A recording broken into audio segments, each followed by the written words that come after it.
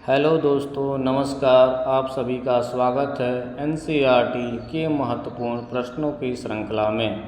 यह प्रश्नों की श्रृंखला आपके आगामी सभी एग्ज़ामों, वनडे एग्ज़ाम जैसे आजकल ट्रेंडिंग में चल रहा सक्षमता परीक्षा के लिए बहुत ही महत्वपूर्ण है। आज का जो विषय है नागरिक शास्त्र क्लास 6 के महत्वपूर्ण प्रश्नों का सार इस वीडियो में आप सभी के सामने वन लाइनर के रूप में प्रस्तुत करेंगे। जैसे कि स्टार्ट करते हैं प्रश्न नंबर 1 से। ठंडा रेगिस्तान कहाँ पाया जाता है? ठंडा रेगिस्तान भारत के लद्दाख केंद्र शासित प्रदेश में पाया जाता है। आपको पता है दोस्तों कि लद्दाख केंद्र शासित प्रदेश जम्मू कश्मीर से कट के अलग लद्दाख और कश्मीर नाम से दो नया केंद्र शासित प्रदेश सन 2019 में बना था। पश्मीना ऊन किससे प्राप्त होती है?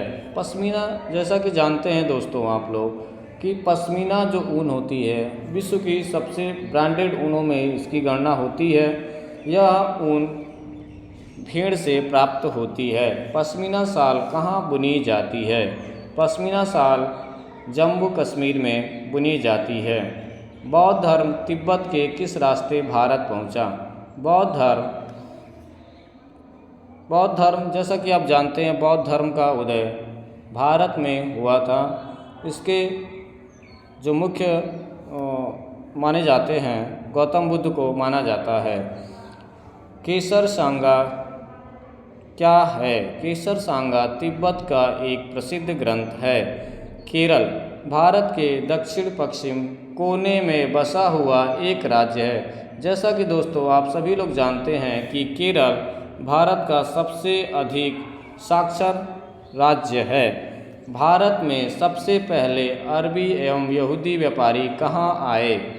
भारत में सबसे पहले अरबी एवं यहूदी व्यापारी केरल राज्य में आए थे। भारत में ईसाई धर्म लाने का श्रेय किसे जाता है? भारत में ईसाई धर्म लाने का श्रेय ईसा मसीह के धर्मदूत संत थॉमस को जाता है, जिन्होंने लगभग 2000 साल पहले इसकी स्थापना की थी। यूरोप से भारत तक का समुद्री मार्ग किसने खोजा? यूरोप से भारत तक का समुद्री मार्ग वास्को डी गामा द्वारा 1498 में पुर्तगाल यात्री द्वारा खोजा गया था।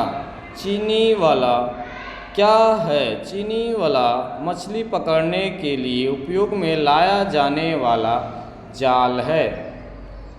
चीनी मिट्टी, चीनी चट्टी मछली तलने के लिए उपयोग में लाया जाने वाला बर्तन है। भारत की खोज डिस्कवरी ऑफ इंडिया पुस्तक किसके द्वारा लिखी गई है? डिस्कवरी ऑफ इंडिया पुस्तक पंडित जवाहरलाल नेहरू द्वारा रचित पुस्तक है। भारत में अनेकता में एकता का विचार किसने दिया था? पंडित जवाहरलाल नेहरू ने दिया था। भारत के राष्ट्रगान जन गण मन के रचयिता कौन हैं? भारत के जन गण मन के रचयिता रविन्द्रनाथ टैगोर जी हैं।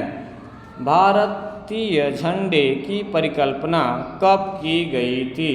भारतीय झंडे की परिकल्पना स्वतंत्रता संग्राम के दौरान हुई थी।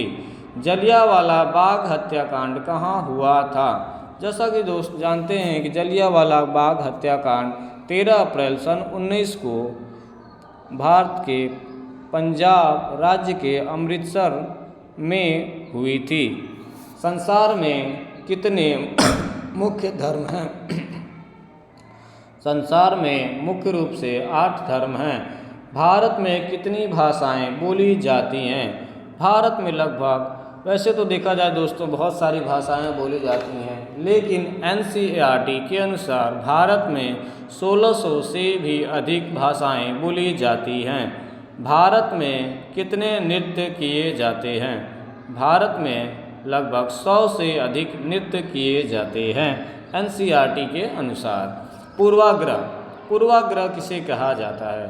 जब हम किसी के बारे में पहले से ही कोई राय बना लेते हैं और उसे हम अपने दिमाग में बिठा लेते हैं तो वह पूर्वाग्रह का रूप ले लेती है।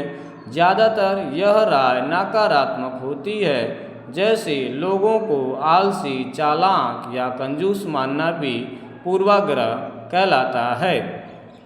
एनसीईआरटी के अनुसार विकलांग या इसी को दिव्यांग कहा जाता है। अब विशेष आवश्यकता वाले बच्चे। रूढ़िवादिता क्या है?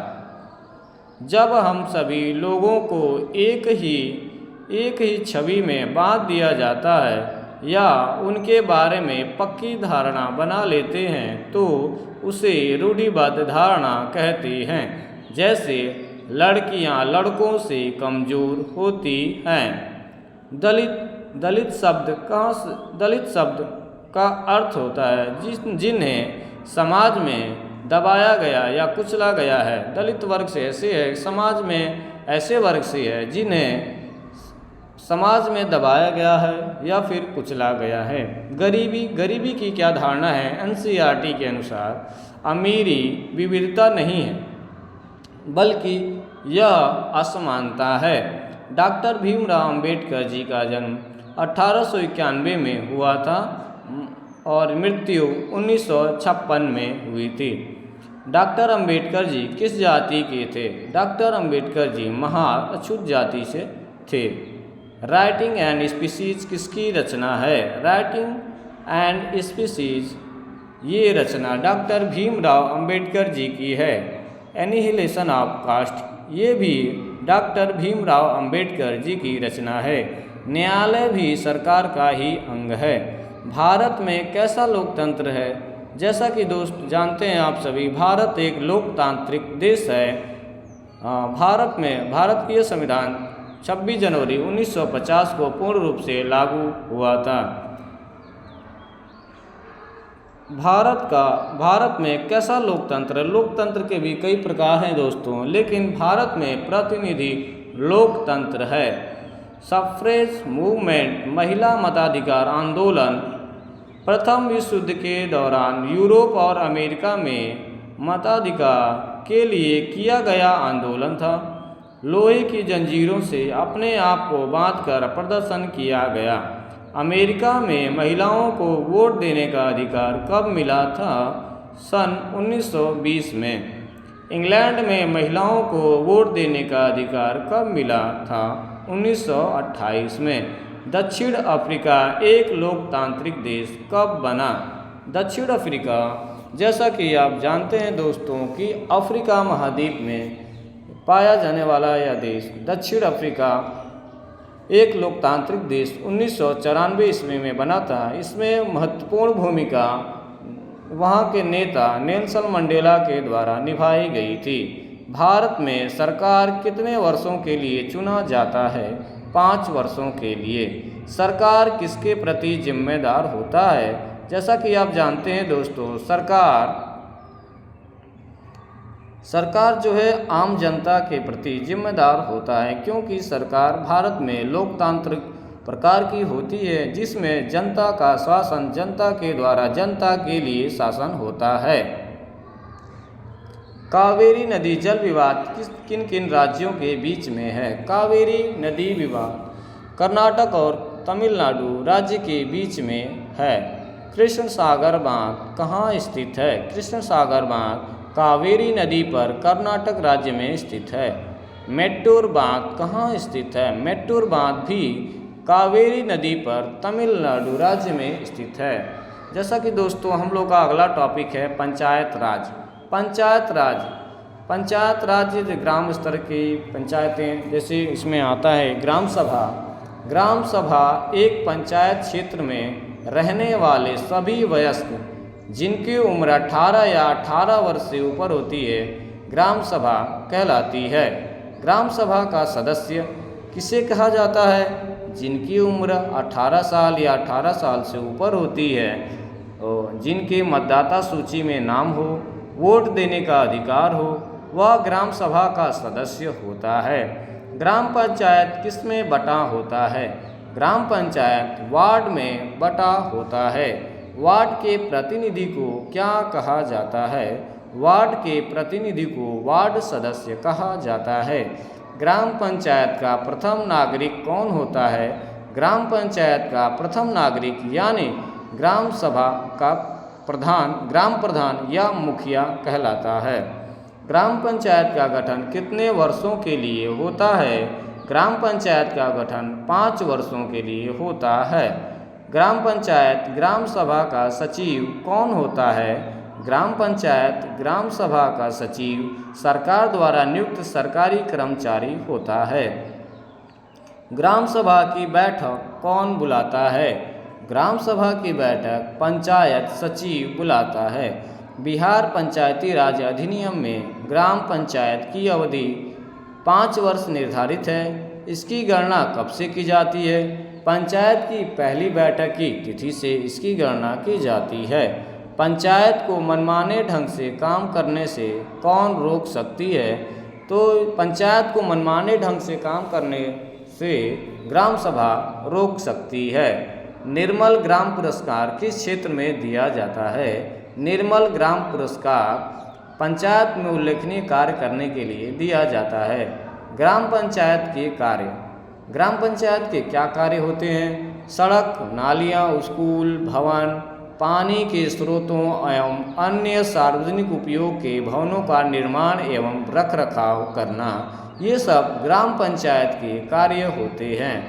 पंचायत कितने स्तर के होते हैं? पंचायत भारत में बलवंत राय मेहता समिति के अनुसार 3 स्तर होते हैं।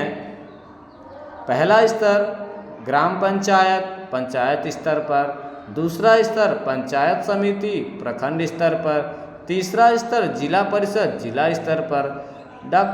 डॉक्टर अशोक समिति के अनुसार पंचायत राज को 3 स्तर बताया गया है। लोकतांत्रिक सरकार की पहली सीढ़ी क्या है? लोकतांत्रिक सरकार की पहली सीढ़ी पंचायत राज व्यवस्था है। ग्राम पंचायत किसके प्रति जिम्मेदार होता है? ग्राम पंचायत ग्राम सभा के प्रति जिम्मेदार होता है।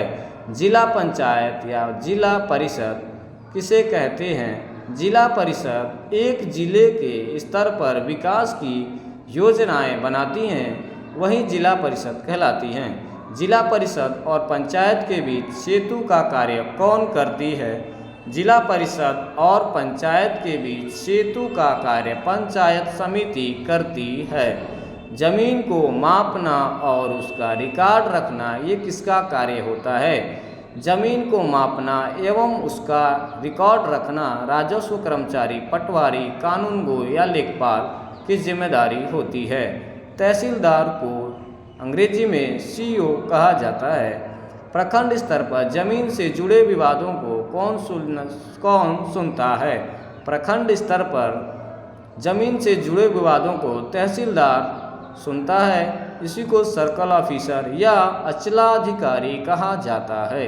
नगर निगम बड़े नगरों में प्रशासन चलाने वाली जो संस्थान होती है उसी को नगर निगम कहा जाता है। नगर पालिका किसे कहते हैं? छोटे शहरों में नगर निगम को नगर पालिका कहते हैं। सीढ़ीनुमा खेती कहाँ की जाती है? जैसा कि दोस्तों जानते हैं कि पर्वतीय क्षेत्रों में जहाँ पहाड़ होते हैं वहाँ खेती समतल भूमि नहीं होती है, तो खेती भी समतल तरीके से नहीं होगी। वहाँ पर सीढ़ीनुमा खेत पाए जाते हैं, जैसा कि उत्तराखंड राज्य हो गया, नागालैंड हो गया। यहाँ पर सारे ये ऐसे पहाड़ी क्षेत्रों में सीढ़ीनुमा खेती की जाती है। सीढ़ीनुमा खेती किस फसल के लिए उपयोगी होता है? तो सीढ़ीनुमा खेती की चावल की फसल के लिए उपयोगी होता है। महानगर किसे कहा जाता है? महानगर 10 लाख से अधिक आबादी वाले शहरों को महानगर की श्रेणी में या महानगर का दर्जा दिया गया है। 2011 की जनगणना के अनुसार भारत में कितने महानगर हैं? 2011 की जनगणना के अनुसार एनसीईआरटी में भारत में 46 शहरों को महानगर का दर्जा प्राप्त है। पावरलूम किसे कहते हैं?